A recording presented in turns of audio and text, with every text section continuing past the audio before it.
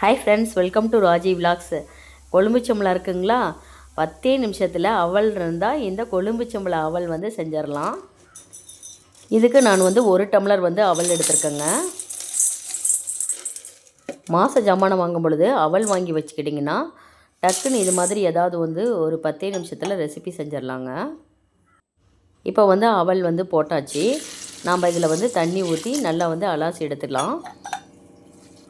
இப்போ வந்து அவலை வந்து நல்லா வந்து அலாசிட்டுங்க. இந்த தண்ணியை வந்து ஒரு சொட்டு இல்லாமல் எல்லாத்தையுமே வந்து வடித்து எடுத்துடணும். வடித்து எடுத்துட்டுங்க இது ஒரு 5 நிமிஷம் வந்து ஊறட்டும். இப்போ வந்து ஃப்ரெஷ்ஷாக வந்து ஒரு கொழும்பு சம்பளம் இருக்குங்க.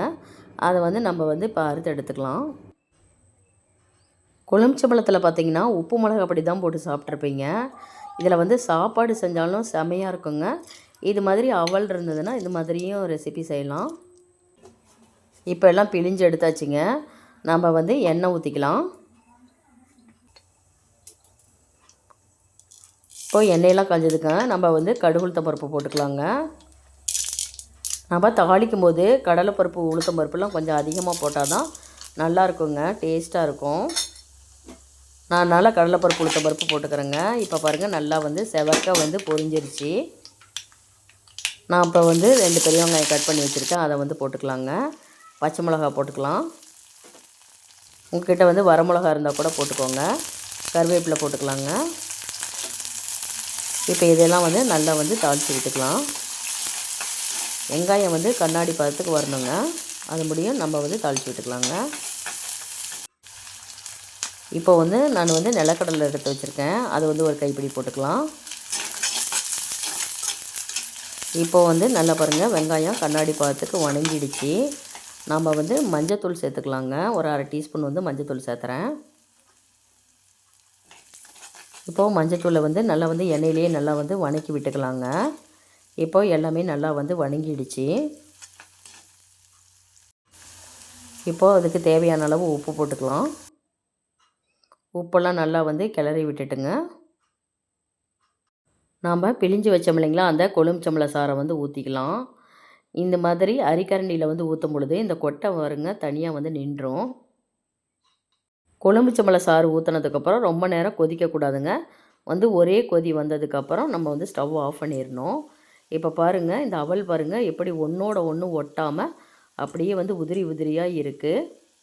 இது மாதிரி தண்ணியெல்லாம் வந்து ஃபுல்லாகவே இருத்துட்டு நீங்கள் ஊற வைக்கும் பொழுது அவல் வந்து ஒன்றோட ஒன்று ஒட்டாதுங்க. நம்ம இப்போ வந்து அவல்லாம் போட்டுக்கலாம். குழந்தைங்க வந்து ஸ்கூல் விட்டு வந்தோம்னா என்ன செய்கிறதுன்னு சொல்லி தெரியாது. இது பார்த்திங்கன்னா 10 நிமிஷத்தில் இந்த டிஷ் வந்து ஆயிரும்.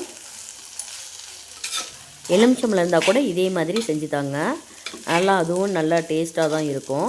இப்போ வந்து நல்லா வந்து கிளறி விட்டுறலாங்க. அவல் பாருங்கள் இந்த 5 நிமிஷத்தில் நல்லா வந்து அப்படியே சாஃப்டாக வந்து அப்படியே ஊறி இருக்குது. உதிரி உதிரியாகவும் இருக்குது பாருங்கள், ஒன்றோட ஒன்று ஒட்டாமவும் வருது.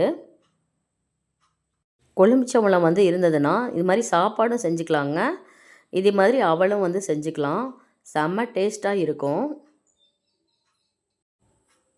பாருங்கள் ஃப்ரெண்ட்ஸ், இப்போது வந்து நம்ம வந்து மல்லி இலை தூவி நம்ம வந்து இறக்கிடலாம்.